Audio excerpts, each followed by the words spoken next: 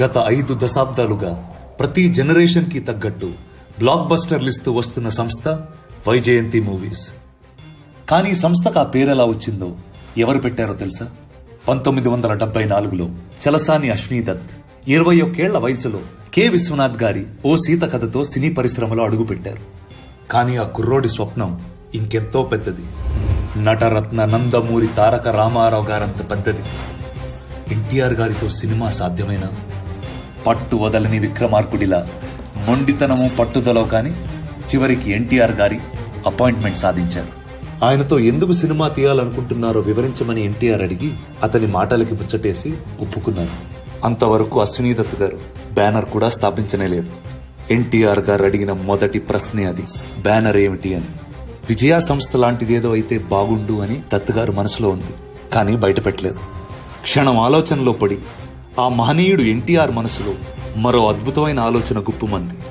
అక్కడే ఉన్న కృష్ణుడి ఫోటోని చూపించి, శ్రీకృష్ణుడి మెడలో ప్రతి క్షణం పరిమళాలను వెదజల్లుతూ ఎన్నటికీ వాడిపోని వైజయంతి, అదే నీ సంస్థ అని చెప్పారు.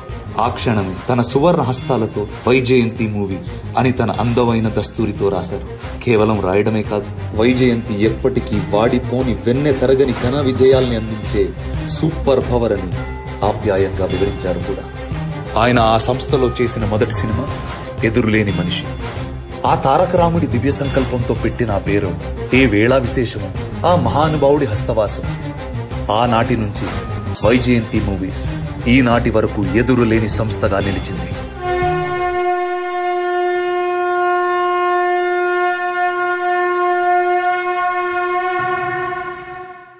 వైజయంతి మూవీస్ ఎదురులేని మనిషి నుంచి కల్కి 2898 AD వరకు 50 గ్లోరియస్ ఇయర్స్ తెలుగు సినిమా వాడి ఎంత ఉందో రుచి చూపించి భారతీయ సినిమా పరిశ్రమకి వేడి పుట్టించి అటు క్లాస్ ఇటు మాస్ ప్రేక్షకుల నాడి పట్టి బాక్స్ ఆఫీస్లో రికార్డుల పైడి పట్టించినటువంటి సంస్థ వైజయంతి మూవీస్. అసలు తెలుగు సినిమా పరిశ్రమలో ఒక తలమానికమైనటువంటి నిర్మాణ సంస్థ మాత్రమే కాదు, తెలుగు సినిమా రంగానికి తలలో నాలుక అశ్విని దత్ గారు. సో ఈ 50 గ్లోరియస్ ఇయర్స్ గురించి మనం వారితో ముచ్చటించేద్దాం. దత్ గారు నమస్కారం and congratulations. Thank you very much. అసలు ఏమేమి అద్భుతాలు సృష్టించారు. 50 ఏళ్ల ఈ ప్రస్థానం ఇదంతా ఒక ఎత్తు అయితే, ఈ కల్కి 2898తో మీరు సృష్టిస్తోంది ఒక ప్రభంజనం. అసలు ఈ ప్రభంజనాన్ని మీరు 50 ఏళ్ల నాడు వైజయంతి ప్రారంభం అప్పుడే శంఖం పూరించారా? ఎన్టీ రామారావు గారు నన్ను పిలిచి నామకరణం చేసిన తర్వాత వెనక్కి తిరిగి చూడకుండా సాగిపో అని ఆశీర్వదించారు. ఆ షీట్ ఇచ్చేటప్పుడు, ఆ టైటిల్ రాసిన షీట్ ఇచ్చేటప్పుడు, వెనక్కి తిరిగి చూడకుండా సాగిపో, నీకు ఎదురు లేదు అని అన్నారు. ఒక ఎదురులేని మనిషితో ప్రారంభమైంది ఈ ప్రస్థానం. అసలు ఆ టైటిల్ తోటే మీరే ఎదురులేని మనిషి అయ్యారు ఈరోజు. నెక్స్ట్ యుగ పురుషుడు ఇలాంటివన్నీ every title I see, every film I see ఒక బంగారమే, ఒక ట్రెండ్.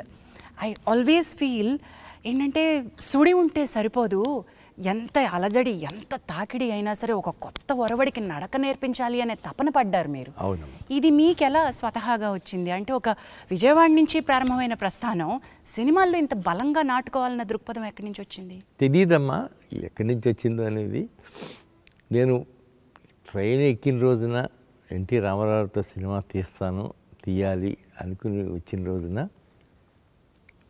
అదే దృక్పథంతో ఆయన దగ్గరికి వెళ్ళాను. నా మార్కెట్ ఏమంత బాగాలేదు, నీకు తెలియదు, అయినా నువ్వు చక్కగా స్టూడెంట్వి, ఇంకా చదువుకోవాల్సింది ఉంది కదా, ఇంకెందుకు అప్పుడే ఎందుకు వచ్చావు? అది లేదండి, నా జయం ఇది, మీరు వద్దంటే ఇక్కడే ఉంటాను తప్ప నేను వెళ్ళను అన్నాను. బెజవాడికి వెళ్ళను అన్నా. అప్పటికి ఇంకా మీ స్టూడెంటా సార్? అంటే అయిపోయిందమ్మా, అప్పుడే డిగ్రీ అయిపోయింది. డిగ్రీ పైన ఇంకేమన్నా చేయొచ్చు కదా అన్నారు ఆయన. అంటే నేను చేయనండి, మీతో వ్యాపారం చేయాలని వచ్చాను. 2 రోజులు ఆలోచించుకుని సరే అన్నారు. అట్లాగే ఎదురులే మనిషి స్టార్ట్ అయింది. ఒక రోజు అడిగారు, సినిమా నిర్మాణం అనే ఒక అంశం. నేను ఓ సీత కథ అని ఓ సినిమా తీశాను, శర్మ నేను పార్ట్నర్స్. అది మా సావరెన్ సినీ ఎంటర్ప్రైజెస్ అని ఆ బ్యానర్ మీద తీశాను. ఆ తర్వాత ఇది సపరేట్గా వచ్చి చేశాను. సో దీనికి శ్రీకారం చుట్టింది, ఈ పేరు పెట్టింది, ఎదురులేని మనిషి అనే శంఖం పూరించింది ఎన్టీ రామారావు గారు. అన్నీ ఎన్టీ రామారావు గారు. ఆయనే ఆశీర్వదించి వెళ్ళి తట్టి పెట్టి పంపించారు. చాలా కృతజ్ఞుడిని. వెనక్కి తిరిగి చూసుకుంటే ఇవాళ 50 ఏళ్ళు అయిందా నేను వచ్చి, అప్పుడే 50 ఏళ్ళు అయిపోయింది అని అనిపిస్తుంది. రెండోది కరెక్ట్, అప్పుడే 50 ఏళ్ళు అయిపోయింది, ఇంకా చాలా చేయాల్సింది ఉంది అని.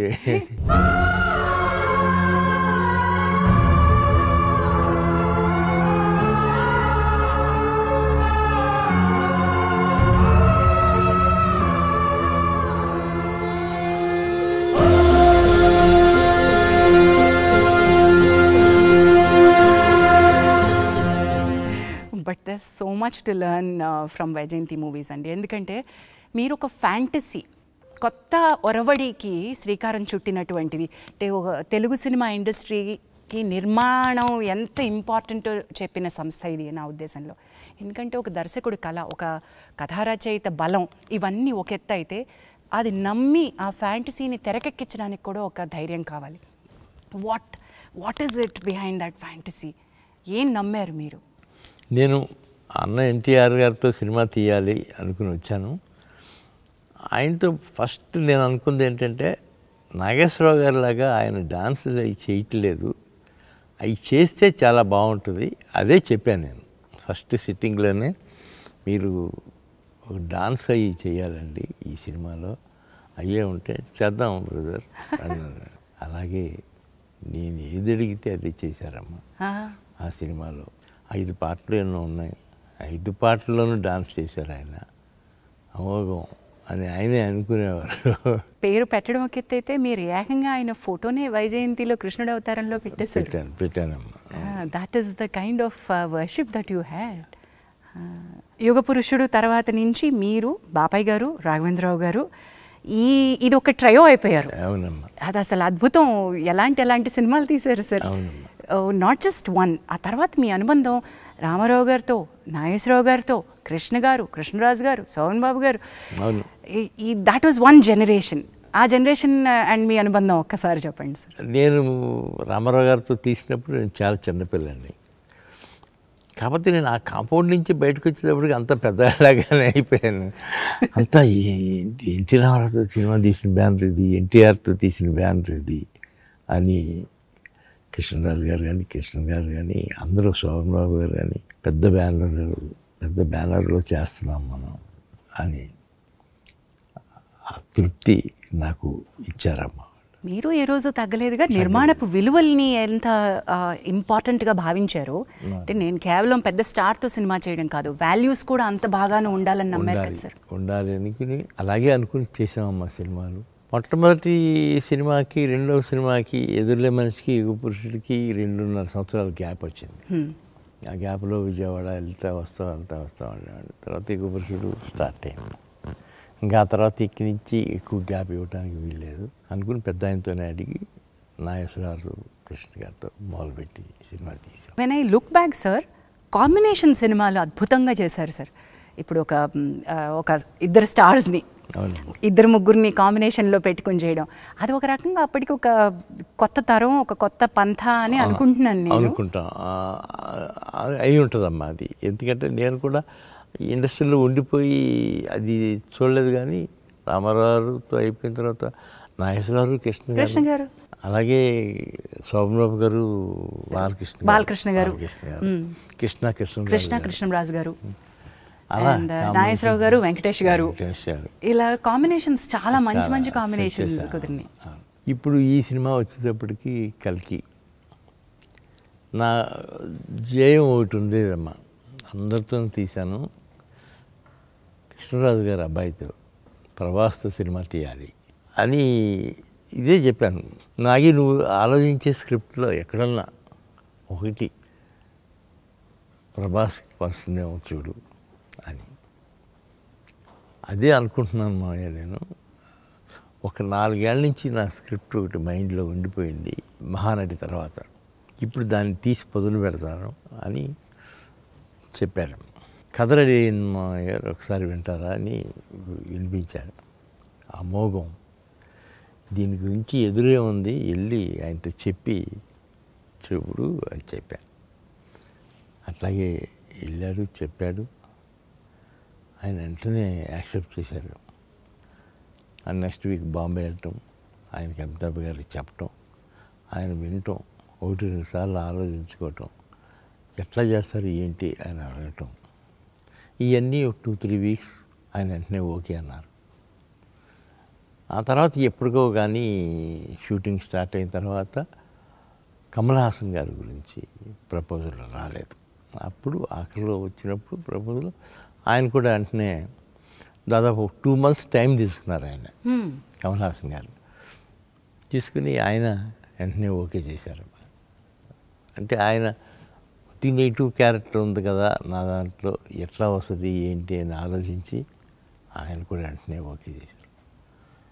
వాళ్ళ పొద్దున్న సినిమా చూస్తూ ఉంటే నాకు అనిపించింది, ఇన్ని పాజిటివ్ క్యారెక్టర్స్, ఇన్ని నెగిటివ్ క్యారెక్టర్స్, ప్రభాస్ ఒక్కడి మీద ఆయన తలుచుకున్నాడు కాబట్టి ఆయనతో పాటు యావత్ క్యాస్టింగ్ అందరూ ఏకమై చేశారు ఈ సినిమా. Hats off to.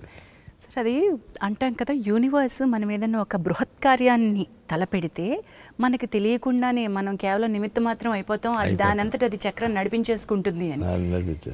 కల్కి 2898 AD is India's pride sir. ఇది this is a visual treat, నా భూతో నా భవిష్యత్, ఇంటర్నేషనల్ స్టాండర్డ్. ఇది మన తెలుగు గడ్డ నుంచి పుట్టిందా అని తెలుగువారే ఆశ్చర్యపోయే స్థాయిలో సినిమా. ఇది వైజయంతిస్ 50th year అవ్వడం అనేది యాదృచ్ఛికమో లేదా ఇది ప్లాన్డో తెలియదు, కానీ this is one of the mile stone for Indian cinema according to me sir.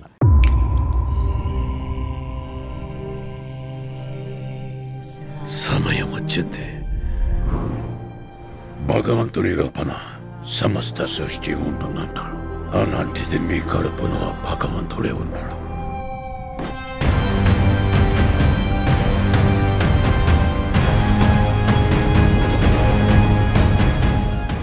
రేపటి కోసం ఈరోజుని చంపితే రేపేలా ఉంటుంది? నేను కాపాడుతా. ఒక్క పెద్ద బౌంటీ, 1 shot కాంప్లెక్స్కి వెళ్ళిపోతా.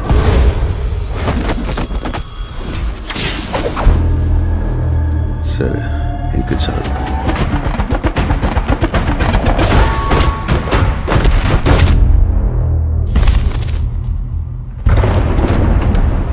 ఎన్ని యుగాలైనా ఎన్ని అవకాశాలు ఇచ్చినా మనిషి మారలేడు. ఒక ఫైట్ కూడా ఓడిపోలేదు, ఇది కూడా ఓడిపోను.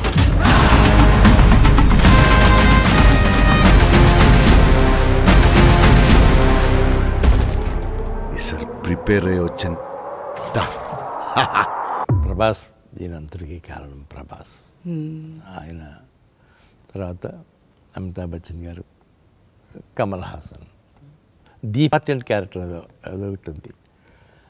ఆవిడకి వెళ్ళి చెప్పారు, ఆవిడ వెంటనే ఓకే చేశారు. కథ వెంటనే ఈ భలే కథ అండి, ఇది మీరు బాగా ఆలోచించారు, నేను చేస్తాను, చెయ్యాలి ఈ సినిమా. ఇట్ ఈస్ ట్రూలీ మా అందరి, ఇన్ఫ్యాక్ట్ భారతీయ సినిమాకి ప్రైడ్ అని చెప్పినట్టుగా దిస్ ఇస్ అన్ అమేజింగ్ ఫీటే. ఎండ్ టైటిల్స్ చూసి నేను ఆశ్చర్యపోయాను, ఏంటిది ఒక పరిశ్రమ యావత్తు పనిచేసిందా ఈ సినిమాకి, ఇంతమందిని. సరే, ఏ రోజు కొంచెం ఒక చిన్న సంకోచం, ఒక ఏమంటాం, ఒక సందేహం, ఇలాంటివి ఏమన్నా వచ్చినాయా సార్? ఎప్పుడు రాలేదమ్మా. సినిమా మొదలుపెట్టి 3 yearsకి ఫినిష్ అయింది. ఈ 3 yearsలోనూ ఎక్కడా సందేహం కానీ డౌట్ కానీ అసలు ఎక్కడా ఎప్పుడు కలగలేదు. అతను వస్తున్నాడు, కెమెరా సర్దుకుంటున్నాడు, సినిమా షూటింగ్ స్టార్ట్ చేశాడంటే స్టార్ట్ అయినట్టే. అట్లా ఫస్ట్ 6 months షూటింగ్ మొత్తం రామోజీ ఫిలిం సిటీలో చేసి, ఆ తర్వాత ఈ ఫ్లోర్ వచ్చి ఇక్కడ సెట్ వేసి ఇక్కడ ఈ ఫ్లోర్ చూసి నెక్స్ట్ ఇక్కడే షిఫ్ట్ అయిపోదాం అని చెప్పి ఇట్లా 2.5 సంవత్సరాలు ఇక్కడే తీసాం సినిమా. మొత్తం ఈ స్టూడియోలోనే అయిపోయిందమ్మా. But what we see is, అంటే మీరు ఈరోజు చెప్తున్నారు, అది మీ ఏమంటారు దాన్ని, మీ హంబుల్ నేచర్, మీ హ్యూమిలిటీ అనాలి నేను. ఇది ఒక పెద్దది నేను చేస్తున్నాను నేను అనేటువంటి ఒక దాన్ని తీసి ఇది మేము చేసాము అని మీరు క్రెడిట్ పక్క వాళ్ళకి ఇస్తున్నారు, టీంకి ఇస్తున్నారు చూసారా. That is your humility sir. నిజమమ్మా, ఇదంతా టీం వర్కే, నాది ఏమీ లేదమ్మా. నేను మొదటి రోజున అమితాబ్ బచ్చన్ గారిని, ప్రభాస్ గారితో పాటు అందరినీ కలిశాను. ప్రభాస్ని నమ్ముకుని ఉన్నాం, ఈ సినిమా మొత్తం ఆయనే నడిపిస్తాడు అనుకుని ఆయన మీదే అప్పచెప్పాము. అలాగే రిజల్ట్స్ కూడా ఇవాళ దానికి అనుగుణంగా వచ్చింది. Amazing, sir. Congratulations. And today you are 1,000 crore club సినిమాలో ఉన్నారు.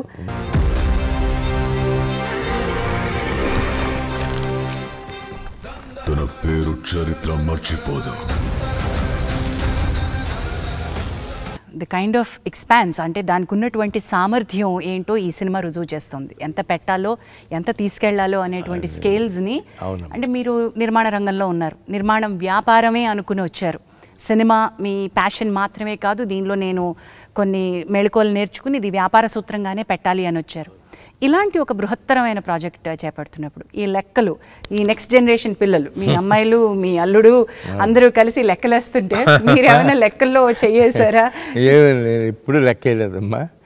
మా స్వప్న కూడా అసలు ఎప్పుడు లెక్కేసి తీద్దాము, ఇది ఎట్లా అవుతుంది అనేది తను ఎక్కువ ఆలోచించలేదు. అసలు స్వీటీకి అసలు ఆలోచన ఉండదు అనుకోమ్మా. అసలు లెక్కకి అందుకోలేని సినిమా అమ్మ ఇది. అబ్సల్యూట్లీ లెక్కకి అందుకోలేని సినిమా. ఎంత బాగా చెప్పారు అసలు. లెక్కకి అందుకోలేని సినిమా. సార్, తెలుగు సినిమా ఇండస్ట్రీని ఒక్క చోటికి, ఒక తాటికి తీసుకురావడం, అందరికీ తల్లో నాలుగులో ఉండడం, అంటే వ్యాపారం వ్యాపారమే, పోటీ పోటీయే, కానీ ఫ్రెండ్షిప్పే. ఎలా సాధ్యమైంది? మీ నిర్మాణ సంస్థతో పాటు మీరు మరికొంతమంది, ఇప్పుడు ఫర్ ఎగ్జాంపుల్ రాఘవేంద్రరావు గారితో కానివ్వండి, అల్లు అరవింద్ గారితో కానివ్వండి, ఆ దిగ్గజాలందరూ ఓ చోటికి ఎలా చేరారు? ఎప్పుడు అంటే రాఘవేంద్రరావు గారు ఉన్న చోట మొత్తం అందరం ఒక చోటే ఉంటాం కదా. అలాగే ఉన్నప్పుడు అరవింద్ గారు, నేను ఒక రోజున ముందు ఈ పెళ్లి సందడి తీసేటప్పుడే అరవింద్ గారు, నేను రాఘవేంద్ర గారితో అన్నాం, ఏదన్నా ఒక కాంబినేషన్లో చిన్న సినిమా లాంటిది తీద్దామండి సరదాగా. అదైతే నేను రెడీగానే ఉన్నాను, నేను కథ కూడా చెప్తాను మీకు అని ఆయన నెక్స్ట్ 2 డేస్లోనో 3 డేస్లోనో కథ చెప్పారు. వెంటనే స్టార్ట్ చేసామమ్మ. అది పెళ్లి సందడి. పెళ్లి సందడి అట్లా. పెళ్లి సందడి చిన్న సినిమా ఎలా అయింది సార్? మొదలుపెట్టినప్పుడు చిన్న సినిమానేనమ్మా. అది 1 crore 20 lakhs అంత అయింది, ఇంక్లూడింగ్ రాఘవేంద్రరావు రెమ్యునరేషన్. అది 11,30,00,000 కలెక్ట్ చేస్తుందమ్మా. అది వాటర్ రేంజ్. ఈ రోజు మనం ఈ ఫిగర్స్ మాట్లాడుతున్నాం అంటే మరి అది సక్సెస్ రేట్లో ఎక్కడుందో చెప్పలేమమ్మా. అది తర్వాత పరదేశీ తీసాం, అది కూడా పర్వాలేదు. ఆ తర్వాత ఇంకా నేను రాఘవేంద్రరావు గారు కలిసి స్టూడెంట్ నెంబర్ 1 అని తీసాం. స్టూడెంట్ నెంబర్ 1 ఇస్ అగైన్ సంచలనం. మీరు ఒక అంటే ఇంటర్నేషనల్ పునాది అక్కడి నుంచి స్టార్ట్ అయింది. అక్కడి నుంచే స్టార్ట్ అయిందమ్మా. మా ఇద్దరిది, రాఘవేంద్రరావు గారిది నాది. ఒకసారి నేను అర్జున్ రాజు గారు ఉండగా, రోజా మూవీస్ అండి, మన ఈయన విజయలక్ష్మి ఆర్ట్ పిక్చర్స్ త్రివిక్రమరావు గారు వచ్చి సరదాగా అందరితో చేస్తున్నావు కదా, మాతో కూడా చేయొచ్చు కదా అన్న. అలాగేనండి చేద్దామని నేను, త్రివిక్రమరావు గారు, దేవివర్ ప్రసాద్ కలిసి అమరాజీనామా. ఇది చూడండి, అంటే మనం సినిమా గురించి మాట్లాడినప్పుడు నిర్మాతలు ఒక్క చోటికి రావడం ఏంటి, ఒక స్నేహపూరిత వాతావరణంలో వ్యాపారం చేయడం. అట్లాగే అమరాజీనామా అట్లాగే అది సూపర్ సక్సెస్ అయిందమ్మా. అది బాగా విపరీతమైన పేరు వచ్చింది. దానికి తోడు ఇంకా ఎప్పుడు వెనకెదిరి చూసుకోలేదమ్మా, అట్లాగే వెళ్ళిపోతూ ఉన్నాయి సినిమాలు. బట్ ఐ మస్ట్ సే, ఈ ఇండస్ట్రీలో ఫ్రెండ్షిప్ నిలబెట్టుకోవడం అనేది చాలా కత్తి మీద సాము లాంటిది. ఎప్పటికప్పుడు పరీక్షలు వస్తానే ఉంటాయి. మరి మీ బెస్ట్ ఫ్రెండ్స్, ఆ ఫ్రెండ్షిప్, ప్రయాణం, అవన్నీ ఎలా జరుగుతూ వస్తున్నాయి ఇప్పటికీ? మీరు అందరూ అంతే ఆణిముత్యాలు. అవునమ్మా. నేను అరవింద్ గారు ఇప్పుడు కంటిన్యూ అవుతున్నాళ్ళలో నేను అరవింద్ గారే ఉన్నాం ఇండస్ట్రీలో, అప్పటి నుంచి ఇప్పటి వరకు కూడా. అవును. అట్లాగే ఆయన పెద్దగా నాకు ఫోన్ చేసి ఎంకరేజ్ చేస్తుంటారు. ఏంటి ఆ సినిమాలు ఎలా తీస్తున్నారండి, మీకే తరత ఏంటి, మీరే తీయగలుగుతారు ఇట్లాంటివి అని ఆయన అంటుంటారు, నేను ఆయన అంటుంటాను. బట్ ఇప్పుడు ఒక కాంబినేషన్స్, తెరపై వెలిగినటువంటి ఒక ప్రభ మీ కాంబినేషన్లో ఒక ఒక అద్భుతాన్ని మేము చూసాం. అది జగదేక వీరుడు అతిలోక సుందరి. మీరు తలపెట్టినటువంటి యజ్ఞాల్లో చాలా యజ్ఞాలు ఒక ట్రెండ్ సెట్టింగ్ అయితే, జగదేక వీరుడు అతిలోక సుందరితోటి ఎక్కడెక్కడ రికార్డులు వర్షానికి కొట్టుకుపోయేలా చేశారు. తుఫాన్లో సినిమాని హిట్ చేశారు. జగదేక వీరుడు అతిలోక సుందరి మామూలు సినిమా కాదు. మరి దాని రిలీజ్ మామూలుగా ఎలా ఉంటుంది? 1990 మే 9న రిలీజ్ డేట్ ఫిక్స్ చేశారు. అప్పట్లో అతి పెద్ద బడ్జెట్. పాటలు ముందే రిలీజ్ అయ్యి సెన్సేషన్ క్రియేట్ చేశాయి. అన్నీ బాగున్నాయి అనుకుంటున్న టైం, సరిగ్గా అదే టైంకి అంటే 6వ తారీఖున తుఫాను వార్తలు మొదలు. సినిమా ప్రింట్స్ కూడా ఎలా పంపాలో తెలియని పరిస్థితి. భారీ వర్షాల దెబ్బకి ఎక్కడ ట్రైన్స్ అక్కడ ఆగిపోయాయి. చెట్లు, కరెంట్ స్తంభాలు కూలిపోయి మొత్తం రాష్ట్రం అతలాకుతలం. ప్రింట్స్ పంపడం ఎలా? కానీ రిలీజ్ ఆగకూడదు. తుఫాన్ని ఎదిరించి చెప్పిన డేట్కి రిలీజ్ చేయాలని పట్టు. థియేటర్స్లో కూడా మోకాళ్ళ లోతు నీళ్ళు, చివరికి ప్రొజెక్టర్ రూమ్లో కూడా నీళ్ళే. అలాగే పాపం అక్కడక్కడ మార్నింగ్ షోలు పడ్డాయి. అన్ని అంచనాలున్న అంత భారీ సినిమా కళ్ళ ముందు భవిష్యత్ నీటి పాలైపోతుంది. చేసిన పబ్లిసిటీ అంతా వర్షాలకి మట్టి కొట్టుకుపోయింది.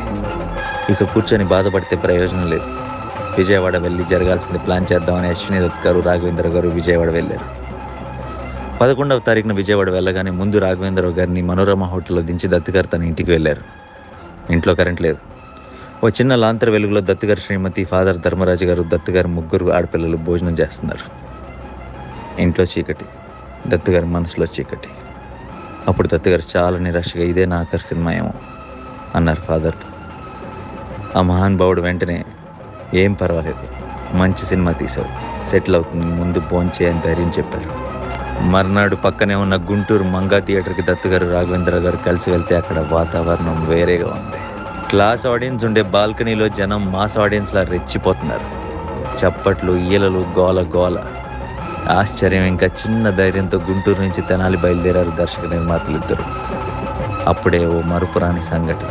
ఎన్టీ రామారావు గారు ఆ టైంలో మాజీ ముఖ్యమంత్రి, అపోజిషన్ లీడర్ హోదాలో తుఫాను ప్రాంతంలో టూర్ చేస్తూ అక్కడ ఎదురయ్యారు.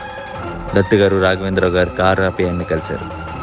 ఎన్టీఆర్ గారు అప్పుడు గంభీరంగా, సినిమా రిపోర్ట్ బాగుంది, సెటిల్ అయిపోతుందిలేండి బ్రదర్, కంగారు పడకండి, నేను చెప్తున్నాను అని ధైర్యం చెప్పి తన ప్రోగ్రాంలోకి వెళ్ళిపోయారు. ఆయన దగ్గర నుంచి వచ్చి కారెక్కబోతుంటే ఓ పల్లెటూరి వ్యక్తి సైకిల్ మీద అరటిపళ్ళతో వస్తూ అశ్విని దత్ గారిని, రాఘవేంద్రరావు గారిని చూసి పరిగెత్తుకు వచ్చి, ఇప్పుడే సినిమా చూశాను, అదిరిపోయింది, సంవత్సరం ఆడుద్ది అని గట్టిగా అరిచాడు. దత్ గారు, రాఘవేంద్రరావు గారు ఊపిరి పీల్చుకున్నారు. ఇంకా అక్కడి నుంచి సినిమా విజయ విహారం. నాన్ స్టాప్గా ఊరూరా వాడవాడలా చెలరేగిపోయింది. తుఫాను, వర్షం, అబీభత్సం ఏవీ జగదేక వీరుడు అతిలోక సుందరిని ఆపలేకపోయాయి. ప్రతి షో హౌస్ఫుల్. పడవల్లో టౌన్కి వచ్చి మరి సినిమా చూశారు. ల్యాండ్ మార్కెట్స్ ఊరికే వస్తాయా? తెలుగు సినిమా చరిత్రలోనే జగదేక వీరుడు అతిలోక సుందరి అంటే ఓ తుఫాన్. 30 ఏళ్ళు అయింది. ఓ చిన్న డౌట్ మిగిలిపోయింది. ఉంగరం ఏమైంది? ఉంగరాన్ని మింగిన చాప ఏమైంది? అపూర్వమైన గంధర్వగానమేదో నా మదిలో మొదలుగుచున్నది. వెనక్కి తిరిగి చూసుకుంటే ఎలా అనిపిస్తుంది సార్ ఆ సినిమా గురించి? ఒళ్ళు గగురు పడుతుందమ్మా.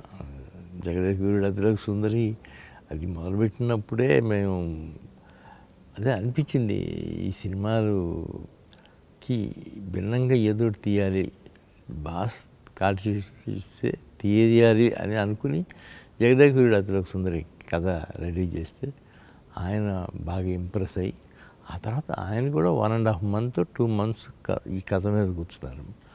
దాదాపు ఆ కథ మీద 27 మంది రైటర్స్ వర్క్ చేశారు. 27 మంది 27 మంది పరచూరి బ్రదర్స్ తప్ప మిగతా వాళ్ళు అందరూ వర్క్ చేశారమ్మా. సత్యానంద్, అల్లమూరి వీరేంద్రనాథ్, జింజాల, తమిళియన్స్ ఎంతోమంది. అట్లాగే అది స్టిల్ రికార్డ్స్ అన్నీ కొట్టిందమ్మా. ఎన్నో సెంటర్లలో 100 రోజులు 200 రోజులు కూడా ఆడింది.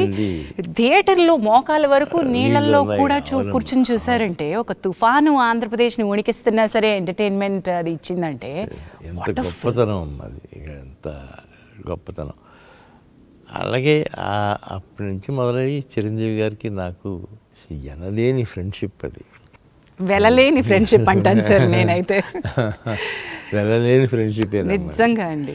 4 సినిమాలు చేసామమ్మా. 3 సినిమాలు అయితే అసలు అమోఘం. జగదేక వీరుడు చూడాలని ఉంది, జై ఇంద్ర అమ్మ ఇంద్ర ఈ 3 ఆణిముత్యాలు. తర్వాత జై చిరంజీవి అది కూడా బాగానే. Yes, the range that the films have. అంటే మీరు ఎంత హంబుల్గా ఎలా ఉండగలుగుతారా అని నాకు ఎప్పుడు ఆశ్చర్యంగా ఉంటుందండి. ఒక స్థాయిలో పతాక స్థాయిలో మీరు రికార్డులు చూశారు, అంతే స్థాయిలో సింపుల్గా ఈ సినిమా ఆడలేదు అనే అంత సింపుల్గా తీసుకోగలిగారు. ఎలా తీసుకున్నారు మీ కొన్ని బాక్స్ ఆఫీస్ దగ్గర అనుకున్నంత సాధించని సినిమాల్ని? నాకు ముందే కొద్దిగా సినిమా మొదలుపెట్టగానే కొంతకాలం అయిన తర్వాత అనుమానం వస్తుందమ్మా, ఏదో కొద్దిగా మన టేస్ట్లో లేకుండా పక్కకి వెళ్తూ ఉంది అని. అలాంటప్పుడు అది మెంటల్గా ప్రిపేర్ అవుతాను నేను కూడా ముందుగానే. ఓహో ఇది మన దారిలో లేదు, దీనికి ఖర్చు అంటే ఇవాళ ఖర్చు అదుపు చేయలేము, దీన్ని అలా వదిలేసేయటమే తప్ప మనం చేయగలిగింది ఏమీ లేదు అని అనుకుంటాం. సో ముందే ప్రిపేర్ అయిపోయారు కాబట్టి అది బాక్స్ ఆఫీస్ దగ్గర దాని నంబర్స్, దాని రాబడులు ఎఫెక్ట్ చేయలేదు మిమ్మల్ని? చేయలేదమ్మా. బాగా వర్స్ట్ అయ్యాం లేదు. మనం కూడా సినిమాల మీద సినిమాలు తీసి ఒక 2 years 3 years రెస్ట్ తీసుకుందాం అని అనుకున్నా. ఆ టైంలోనే మా పిల్లలు వచ్చారు. వాళ్ళు వచ్చి కరెక్ట్గా ఎవడే సుబ్రహ్మణ్యం సినిమా స్క్రిప్ట్ తీసుకొచ్చారు, ఈ సినిమా తీయాలి అని. నాగి చూడండి అమ్మా, ఇప్పటికీ మీరు కూడా నాలాగానే చిన్న చిన్న అకౌంట్లో ఇది. అప్పటికి వీళ్ళు స్టార్ట్ చేసి సినిమా ఇండస్ట్రీకి మీరు మీట్ అయిపోయారు వాళ్ళు కూడా. వెన్ దే స్టార్టెడ్ చాలా డిఫరెంట్ సినిమా తీశారు. ఇప్పుడు బాణం వాజ్ అన్ అమేజింగ్ ఫిల్మ్, నాకు ఎంత ఇష్టమో బాణం. సీతారామం కూడానమ్మా వాళ్ళు తీసుకొచ్చి నాకు అప్పచెప్పిన స్క్రిప్టే. డాడీ హను బాగా చెప్పాడు డాడీ, విన్నాను, నిజంగానే అందులో విషయం ఉందమ్మా, కూర్చుంటే మనకు వర్కౌట్ అవుతుంది అని ఒక 2-3 months వరుస పెట్టి కూర్చున్నాను నేను హను. అందుకని అది ఆ సినిమా ఆ షేప్కి వచ్చింది. స్వప్న కానీ స్వీటీ కానీ ఎక్కడ కాంప్రమైజ్ అవ్వలేదు అసలు, ఎక్కడ ఏ విషయంలోనూ. సార్ ఇక్కడ ఒక క్వశ్చన్ అడుగుతాను సార్. సినిమా ఇండస్ట్రీలో లెగసీ ఆర్ వారసత్వం ఇవి మేము చూస్తూనే వచ్చాం, కానీ ఒక ఇంటి నుంచి వచ్చినటువంటి వారసత్వంలో, నేను ఇక్కడ జెండర్ అనట్లేదు సార్, ఇంకా చాలామందితో పోటీ ఏమో, కానీ మీ అమ్మాయిలు వేరు సార్, మీ అమ్మాయిలు బంగారాలు. The way that they have పుణికి పుచ్చుకోవడం అంటే వ్యాపార సూత్రాలని, ఏ సినిమాకి ఉన్నటువంటి కళాత్మకతని, వ్యాపార సూత్రాలని వీళ్ళు సంగమించి మేళవించినట్టు నాకు తెలిసి ఇంతవరకు జరగలేదేమో అనుకుంటున్నాను సార్. నేను అదే అనుకుంటానమ్మా, ఖచ్చితంగా నేను అదే ఫీల్ అవుతాను. నా పిల్లలు కదా వీళ్ళు ఎంత కష్టపడుతున్నారు. ఈ కల్కికి అయితే 3 years నాన్ స్టాప్గా కష్టపడ్డారు. హ్యాట్స్ ఆఫ్ టు దెమ్ అని అనిపించింది. అది ఎవడే సుబ్రహ్మణ్యంతో ప్రారంభమై ఉండాలి. అంటే ఆ గురి, పిల్లలు వాళ్ళ అభిరుచి, నాగి కుటుంబంలోకి అల్లుడై రావడం, అక్కడి నుంచి ఒక దిశ మారింది అనుకుంటున్నాను నేను. జాతిరత్నాలు తీసేటప్పుడు కూడా వాళ్ళిద్దరూ నాగితో కలిసి తీశారు మా జాతిరత్నాలు అనేది అసలు ఎలాంటి సినిమా అమ్మా అది కూడా. సార్ అది కోవిడ్ తర్వాత తెరలు తెరుచుకుంటే మళ్ళీ ఒక తెరలుగా నవ్వి రికార్డులు తెరలుగా మళ్ళీ రాసుకోవచ్చు అన్నట్టుగా తయారైన cinema. I was so proud of Jathiratnalu Dutt garu. I can't tell you, థియేటర్కి వెళ్ళి కూర్చుని ఏడ్చాను నేను. ఆ సినిమా నవ్వించిన సినిమా అయినా కూడా ఐ వాజ్ క్రైయింగ్. ఎందుకంటే మళ్ళీ ఇలాంటి రోజు మనం సినిమా ఇండస్ట్రీ చూస్తుందా, థియేటర్కి జనాలు వచ్చి కూర్చోగలిగే రోజు ఒక పాండమిక్ తర్వాత జరుగుతుందా అనుకున్నాం. మనం ఇప్పుడు మహానటికి వద్దాం. This is again Indian cinemas pride. Today మేము కల్కి గురించి ఎంత గర్వంగా చెప్పుకుంటామో, ఒక మహానటి, ఒక సీతారామం, వీటి గురించి కూడా చెప్పుకోవాలి. మహానటికి ముందు, మహానటి తర్వాత నేను అనేంత స్థాయిలో సినిమా తీశారు sir. That is always a pride. మీకు ఎలా అనిపిస్తుంది సార్ ఈ సినిమా వెనక్కి తిరిగి? నిజంగానమ్మా, ఆ 2 సినిమాలు కూడా మహానటి, సీతారామం ఆ 2 గ్యాప్లో తీయటం కాదమ్మా. అసలు సినిమా అంటే ఇదేనేమో అన్న లెవెల్లో తీసింది. వీళ్ళు ఇలా కాక ఇంకో రకంగా సినిమా తీయలేరా అనిపించింది సార్. ఏంటి సింపుల్గా వీళ్ళు సినిమాలు చేయలేరా అని. చాలా చాలా గొప్పగా తీస్తే సినిమాలమ్మా 2. ఒక విషయం చెప్పండి సార్, ఒక సూత్రం, వ్యాపార సూత్రం, మనం కమర్షియల్ ఎలిమెంట్, ఇదిగో ఇంత పెడుతున్నాం, ఇంత వస్తుంది, దీనికి ఎంత మనం చేయాలి అనే లెక్కలేవో ఉంటాయి కదా. ఈ పిల్లలు కథల కంటెంటే ఒక డ్రీమ్ బియాండ్ ఇండియన్ స్క్రీన్స్ కంటెంటే మీకు ఎలా అనిపించేది? నేను ఎక్కడ వీళ్ళకి పబ్లిసిటీలో కానీ బడ్జెట్లో కానీ రిస్ట్రిక్షన్స్ పెట్టలేదమ్మా. మీరు రిస్ట్రిక్షన్స్ పెడితే పాడైపోతారమ్మా, ఎటు కాకుండా అయిపోతుంది. మీరు ఓపెన్గా తీసేయండి, పర్వాలేదు, నేనున్నాను కదా, చూసుకుందాం. అంతకు తప్ప మీరేమి కాంప్రమైజ్ అయ్యి ఇది అది అని అనుకుని 2 గంతులు వేయద్దు అని చెప్పాను. అలాగే మోస్ట్ సక్సెస్ఫుల్ పిక్చర్గా తీశారన్నమాట. వాళ్ళిద్దరికి hats off to them. Hats off and amazing strength sir. పర్ఫెక్షనిస్ట్లు అండి బాగా. ఏం పర్ఫెక్షనిజం అండి అది? హౌ? కొన్ని చూసి చూడనట్టుగా వెళ్ళాలమ్మా అని మీరు ఎప్పుడైనా సలహా ఇచ్చారండి ఆడపిల్లలిద్దరికి? లేదండి, నేను ఇప్పుడు ఇవ్వలేదమ్మా అసలు.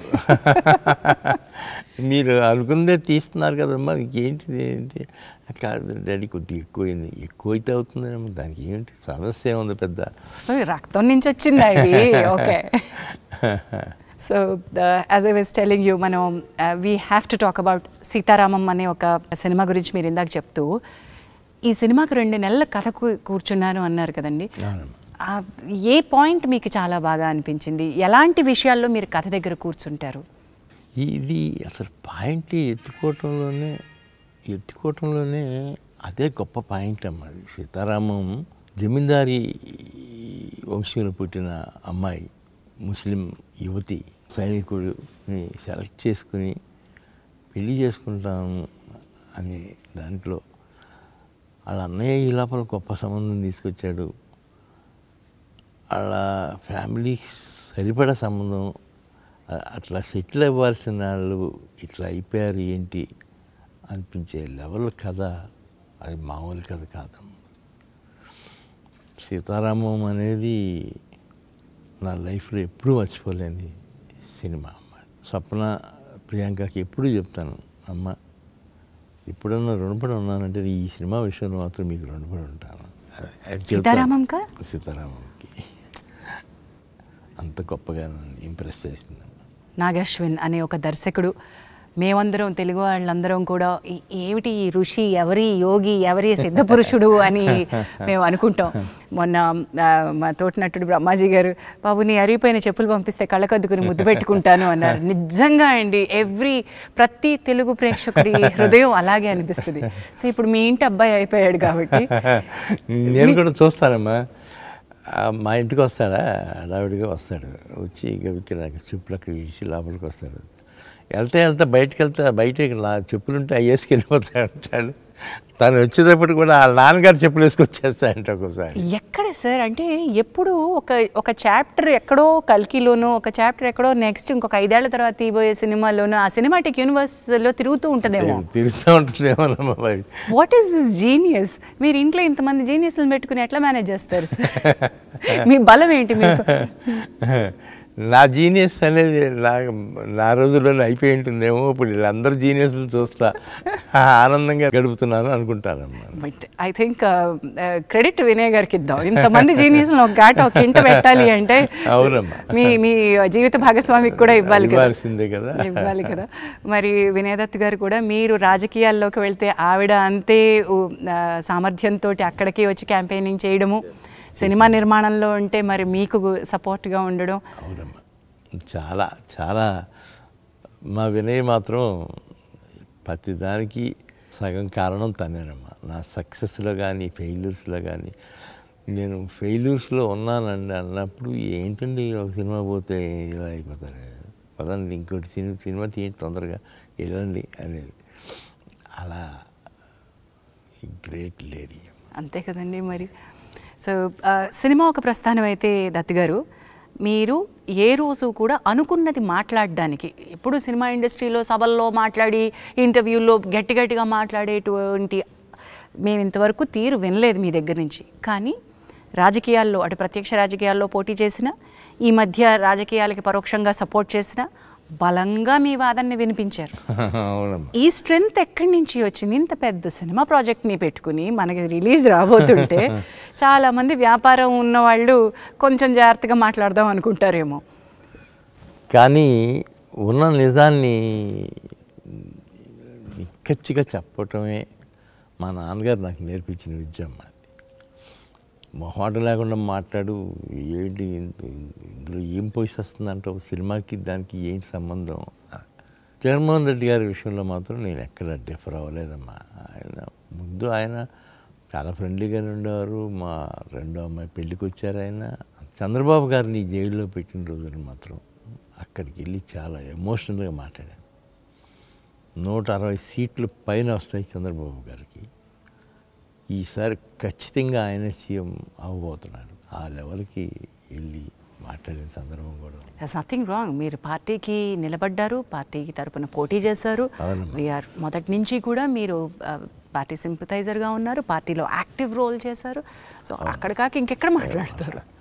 So hats off to your. అంటే నిజానికి నిజం ఎప్పుడూ బరువుగా ఉంటుందంటండి, సైలెంట్గా ఉంటుందంట, బలంగా నిలబడుతుందంట. మిగతావన్నీ కూడా ఉలికి పడతాయి, ఎగిరి పడతాయి. సో అవి వాటి గాలిమానాన అవి వెళ్ళిపోతాయి. సో నిలకడగా ఉండడమే కావాలి. 50 ఏళ్ల పాటు ఒక సంస్థని ఇలా నడిపించడానికి ఒక 3-4 సూత్రాలు ఏమన్నా చెప్పండి సార్. ఏముందమ్మా, అందరూ మహానుభావులు యాక్ట్ చేశారు మన బ్యానర్లో.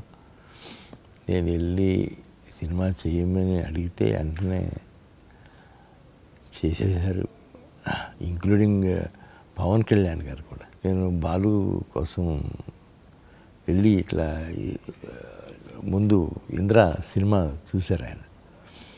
ఏమండి ఈ స్టేజ్లో మీరు అన్నయ్యతో ఇంద్ర తీశారు, మనసు అనేది ఎంత పులకించిందో అన్నయ్యకి నాకు కూడా. నేను మీతో వెంటనే సినిమా చేస్తాను, అట్లా బాలు చేసాము. ఎస్. అండ్ అశ్విని దత్ గారు is not just a film maker, he's a king maker. ఇది నా పర్సనల్ ఒపీనియన్. నాతో చాలామంది ఏకీభవించే వాళ్ళు ఉంటారు. you've introduced kings to the cinema, you've made kings. వాళ్ళు స్టాల్వార్డ్స్, వాళ్ళ రంగాల్లో వాళ్ళు స్టాల్వార్డ్స్గా నిలబడ్డారు. But you for me are a king maker sir. చాలామందిని మీరు ఇంట్రడ్యూస్ చేశారు, చాలామంది పాత్వే పేవ్ చేశారు. నేను ఏదో చేశానని నేను ఎప్పుడు ఏం ఫీల్ అవనమ్మా. కాకపోతే నేను తీసిన 50-60 సినిమాల్లోనూ ఇలాంటి క్యారెక్టర్స్ని ఇవ్వటం, ఆడ ఇది చేస్తూ ఉంటే నేను ఆనందపడటం, ఇవి ఎక్కువగా జరిగినాయి అమ్మ. I'm very happy for that. Yes. మీ అంటే పిల్లలు నెక్స్ట్ జనరేషన్ రావడం ఒక ఎత్తు అయితే, ఇప్పుడు చిరంజీవి గారు, కృష్ణ గారు మీ బ్యానర్లో వర్క్ చేసినట్టయితే వాళ్ళ పిల్లల్ని కూడా మీ బ్యానర్ నుంచి ఇంట్రడ్యూస్ చేయాలనుకోవడం, అది వాళ్ళు కూడా మిమ్మల్ని నమ్మి ఇచ్చినటువంటి బాధ్యతే కదండి. ఇచ్చిన బాధ్యతేనమ్మా. ఫస్ట్ కృష్ణ గారమ్మా, నెక్స్ట్ చిరంజీవి గారు, అందరూ అరవింద్ గారు, తారక రత్న, 1 నెంబర్ కుర్రాడు కానీ తారక్ స్టూడెంట్ నెంబర్ 1 అన్నీ అట్లా వచ్చినాయనమ్మా. ఆ సీజన్లో నేను కూడా రాఘవేంద్ర గారు పక్కన ఉండేవారు కాబట్టి కొన్ని సినిమాలు ఆయనతో పాటు పార్ట్నర్షిప్లో తీసాం కదమ్మా. 2-3 సినిమాలు తీసాం. దర్శకేంద్రుడి మ్యాజిక్ టచ్ తోటి వచ్చిన, బట్ దెన్ అది ఆ చొరవ, ఇది మీ మీద నిర్మాణ సారథ్యం బాధ్యత పెడితే ఎంత ఎఫెక్టివ్గా మీరు వర్క్ చేయగలుగుతారనే నమ్మకం కూడా ఈక్వల్లీ ఇంపార్టెంట్. నిజమమ్మా. మీరు నాకు సూత్రాలు చెప్పలేదు అటువై. సో 50 ఏళ్ల ఈ గ్లోరియస్ ఇయర్స్లో ఒక నిర్మాణ సంస్థకి ఫస్ట్ మీరు చెప్పింది యాక్టర్స్. అవునమ్మా. నెక్స్ట్ ఇంకేం కావాలి? నెక్స్ట్ మన గుడ్డి ధైర్యమేనమ్మా. గుడ్డి ధైర్యం, అయ్యో బాబోయ్, దాన్ని గుడ్డిగా నమ్మడం కష్టం సార్. అలా కుదిరిందమ్మా అంతే. కథని నమ్మడము లేదా దర్శకుడిని వినడము, దానిలో మన జడ్జ్మెంట్, ఇక్కడ గుడ్డిగా ఉండడం కంటే, ఇప్పుడు మీరు చెప్పారు 2-3 నెలలు కూర్చున్నారు, 27 మంది రచయితలు కూర్చున్నారు. It is not just blind అనుకుంటున్నాను సార్. లేదమ్మా, ఆ సినిమా వరకు అది నిజంగానే మీరు అన్నట్టు బ్లైండ్ కాదు. అది అట్లాగే 27 మంది రైటర్స్ అవసరం అనుకున్నప్పుడల్లా పిలిచామమ్మా. దానికి మాత్రం నేను ఎప్పుడు హ్యాట్స్ ఆఫ్ టు చిరంజీవి గారు, హ్యాట్స్ ఆఫ్ టు రాఘవేంద్ర గారు. వాళ్ళిద్దరూ దాదాపు 3 months నా అపార్ట్మెంట్, మద్రాస్ అపార్ట్మెంట్లో వీళ్ళందరినీ కలిసి కూర్చొని వండుతుంటే అది కదా సినిమా అంటే గొప్పతనం అది అనిపించిందమ్మా. తత్గారు one quick round up. Today కల్కి 2898 AD, ఇది కలికాలం ఎప్పటి వరకు కల్కి ఎప్పుడు వస్తారో తెలియదు, కానీ మా అందరికీ కూడా ఎదురు చూపులు వదిలేసి వెళ్ళిపోయారు. The last it's a cinematic verse. ఇందులో ఎన్ని సినిమాలు వస్తాయో మాకు తెలియదు, ఎన్ని కథల్ని ఎన్ని క్యారెక్టర్లుగా చెప్తారో మాకు తెలియదు. బట్ మేము చూడాలనుకుంటున్న ఇమ్మీడియట్ నెక్స్ట్ భాగం సంగతి ఏంటి? దాని నుంచి మాకు ఏమైనా కొంచెం ముందు తురుపు ముక్కలు వదులుతారా? దాని నెక్స్ట్ భాగం రెడీగానే ఉందమ్మా.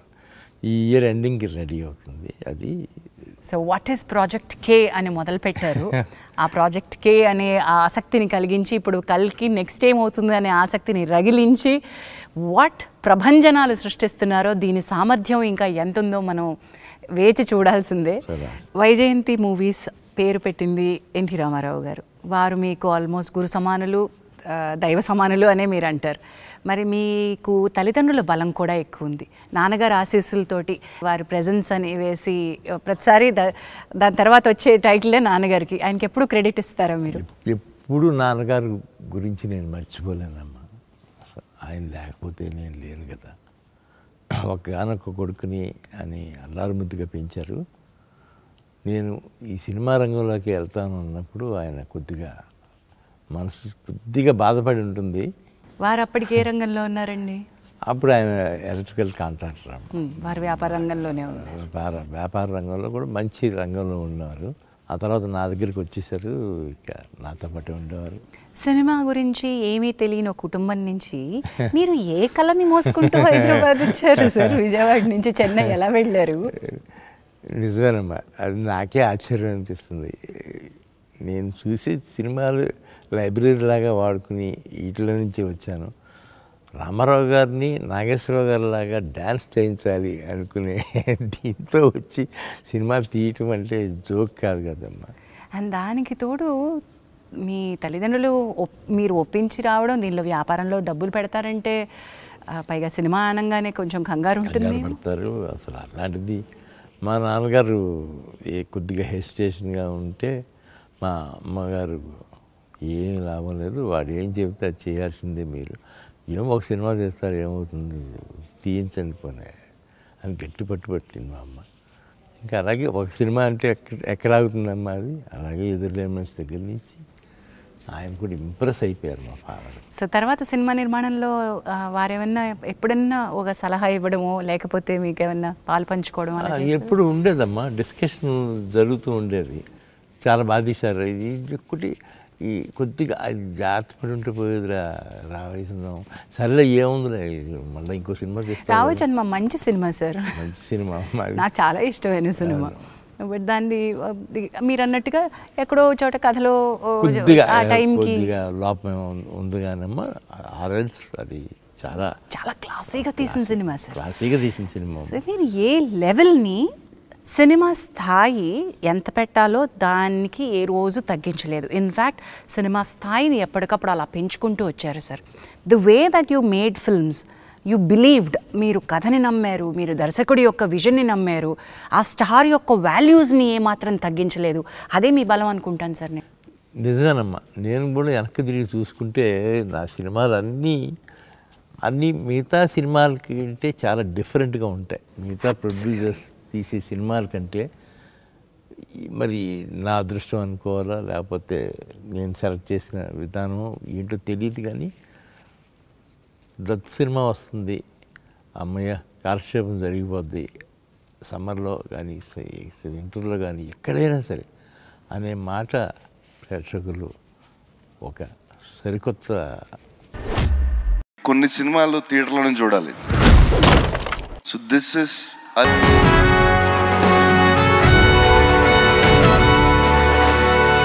మా సినిమా ఫీల్డ్కి మా థియేటరే గుడి. Entertainment is not a business, the business of entertainment is prime. అంటే అది ఎలాగా చెప్పాలి ప్రేక్షకులకి? మీరు ఒక పంటనిచ్చారు. జగదేకవీరుడు అతిలోక సుందరి ఎలా అయితే ఒక తుఫానులో జనాన్ని థియేటర్లకి రప్పించిందో, దత్ గారు మీరు తీసిన ఎన్నో సినిమాలు థియేటర్లు వెలవెల్లబోతున్న టైంలో మళ్ళీ తిరిగి కళకళలాడేలాగా జనాల్ని రప్పించేయండి. అది మీకే కుదిరింది. ఇది కల్కి వచ్చే ముందు ఒకసారిగా ఏంటి అనాలిసిస్ అంటే 6 నెలలు దాదాపు 7 నెలలు 9 నెలల నుంచి సినిమా లేదు సార్. స్తబ్దత థియేటర్లన్నీ మూసేస్తున్నారు. ఇలాంటి పరిస్థితుల్లో మీరు వచ్చి ఇప్పుడు అర్జెంటుగా దీన్ని గంట కొట్టాలి, దీన్ని ఎక్కడో కొడతారు మీరు, మీ మీద నమ్మకం ఉంది అని అంటే నిజంగా బరువు బాధ్యత పెరిగిపోయింది. జయగంట కొట్టారు సార్, మామూలు గంట కూడా కాదు. తిరిగి రమ్మనే జయగంట కొట్టింది కల్కి. అండ్ విజయ ఘంటా పదంలోకి దూసుకెళ్ళిపోతుంది. ఇంకా ఎక్కడికి వెళ్తుందో, దీని సామర్థ్యం ఎక్కడుందో అన్న తెలియదు, ఇప్పట్లో ఏమీ తెలియదు. ఇవాళ సడన్గా ఇప్పుడు ఇవాళ ఏమైనా తగ్గుతాయి అనుకుంటే నిన్న బాగానే ఉంది, ఇవాళ మళ్ళా బాంబే నుంచి అక్కడి నుంచి అదే ఫోన్లు అయ్యే కలెక్షన్స్ మారుమోగిపోతూ ఉన్నాయి. యూ యాజ్ అ ప్రొడ్యూసర్ ఒక multi starrer, multi language starring. ఇందులో మీరు గమనిస్తే నాగీస్ విజన్లో రకరకాల జాతుల సమ్మేళనం కనిపిస్తుంది. యాక్టర్స్లో కూడా కన్నడ, తమిళ, మలయాళ, బెంగాలీ, ఎన్ని రకాలు, ఎంతమంది ఆర్టిస్టులు. అంటే నేను అమితాబ్ బచ్చన్ గారు, దీపికా పడుకోన్, ఇలా ప్రభాస్ గారిని పక్కన, ఇలా పెద్దవాళ్ళని పక్కన పెడితే ఎలాంటి కాస్ట్ అండి, ఎలాంటి ఆర్టిస్టులు. ది వే దట్ విజన్కే అందనంత గొప్పగా తీశారు. అది entire credit goes to Nagi and my 2 daughters. అంతేనమ్మా. నేను తక్కువ వెళ్తూ ఉండేవాడిని షూటింగ్లకి. నేను వెళ్ళినప్పుడల్లా ప్రభాస్, అమితాబ్ బచ్చన్ గారు, కమల్ హాసన్ వీళ్ళు ఎవరున్నా నేను వెళ్ళేవాడిని. కానీ the credit goes to my daughters. You must be a proud father than a proud producer. Yes, డెఫినెట్గా అమ్మా, ప్రౌడ్ ఫాదర్. పుత్రికోత్సాహం అనుభవిస్తున్నారు దత్ గారు. నిజంగా మా గుండెల నిండా పండగగా ఉంది మీకు. I wish and bless that ఈ కల్కి ప్రస్థానం ఎన్ని సినిమాటిక్ యూనివర్స్లో ఎన్ని సినిమాలు వస్తే అన్ని ప్రస్థానాలకి ఇదే జయగంట కొట్టాలని కోరుకుంటున్నాను సార్. సో టాకింగ్ అబౌట్ థియేటర్కి జనాలు రప్పించడం, ఇంకోటి కూడా గుర్తు చేస్తాం మీకు, మహానటి టైంకి కూడా అదే జరిగింది. కొంత సైలెంట్గా ఉన్న పీరియడ్లో మహానటి థియేటర్లకి జనాన్ని ప్రభంజనంలో రప్పించింది. అవునమ్మా. అది ఈవెన్ శుభలగ్నం కూడానమ్మా. శుభలగ్నం నా పర్సనల్గా నాకు అప్పుడు ఏదో 1-2 ఫెయిల్యూర్స్ తగిలినాయి. ఆ తర్వాత కృష్ణారెడ్డి గారు ఒకరోజు ఆఫీస్కి వచ్చి, ఏంటండి ఖాళీగా ఉన్నారేంటి, మీరు సినిమా మొదలు పెట్టండి, నేను చేస్తాను అన్నారు వచ్చి. అరే ఏదో ఒంటరిగా ఉంది, కృష్ణారెడ్డి గారు మీరు చేస్తారంటే నేను వెంటనే మొదలు పెడతానని వెంటనే మొదలుపెట్టామమ్మా. శుభలగ్నం కథ చెప్పి వెంటనే ఆయన సినిమా తీసిచ్చారు. అది అందుకని కృష్ణారెడ్డి గారు ఒకటి నేను ఎప్పుడూ మర్చిపోతాను. సో దాట్ ఈస్ ఆల్సో మీరు అప్పటి వరకు చేసిన సినిమాలన్నీ ఒక ఎత్తు అయితే, శుభలగ్నం కూడా ఒక చిత్రమైన ఫ్యామిలీ జానర్లో వచ్చిన సినిమా. అలాంటివి ఎప్పుడు అసలు రాలేదమ్మా, ఎప్పుడు చేయలేదు కదా ముందు. తర్వాత మళ్ళీ చేశారో లేదో తెలియదు, కానీ తర్వాత కూడా చేయలేదు అమ్మా. ఎక్కడో చోట చిన్న ఫ్యాంటసీనో లేకపోతే స్కేల్ ఎక్కువ ఉన్న సినిమా మీది. సినిమాకి నార్మల్ కథ నార్మల్గా ఉంటే మీకు ఆనవేమో అనుకుంటూ ఉంటాను సార్ నేను, ఒక స్థాయి పెద్దగా ఉండాలి దానికి. దెన్ ఆల్సో అదర్ లాంగ్వేజెస్ గురించి మాట్లాడుకుందాం. మీరు కేవలం తెలుగు ప్రొడ్యూసర్గా ఆగిపోలేదు, మీ సినిమాలు అదర్ లాంగ్వేజెస్లో మీరే తీశారమ్మా. నేనే తీశాను. అవన్నీ కూడా బాగానే సక్సెస్ఫుల్గానే రన్ అయినాయమ్మా. నాకు కూడా హిందీ డిస్ట్రిబ్యూటర్స్, హిందీ వాళ్ళందరూ కూడా బాగా కోఆపరేట్ చేశారు. నిజంగా మేమందరం మీ 50 సంవత్సరాల పండుగని తెలుగు ప్రేక్షకులు పండుగ చేసుకునే విధంగా కల్కినిచ్చారు sir. Wonderful, and God bless you and your family abundantly. Thank you sir.